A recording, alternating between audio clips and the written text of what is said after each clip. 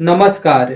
खेसारी लाल यादव जी का फिल्म संघर्ष 2 का चर्चा बहुत ही जोरों शोरों से था कि ये फिल्म दुर्गा पूजा के शुभ अवसर पर 20 अक्टूबर से सिनेमाघर में रिलीज हो रही है और ये फिल्म उस फिल्म को टक्कर देगी, इस स्टार को टक्कर देगी, ये करेगी वो करेगी।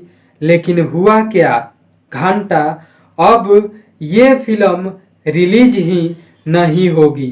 जी हाँ, सही सुना आपने। ऐसे कुछ बेवकूफ़ यूट्यूबर्स का कहना है कि संघर्ष 2 फिल्म 20 अक्टूबर को रिलीज नहीं होगी, लेकिन सच बात ये है दोस्तों कि संघर्ष 2 फिल्म 20 अक्टूबर को ही सिनेमाघर में चलेगी, रिलीज होगी।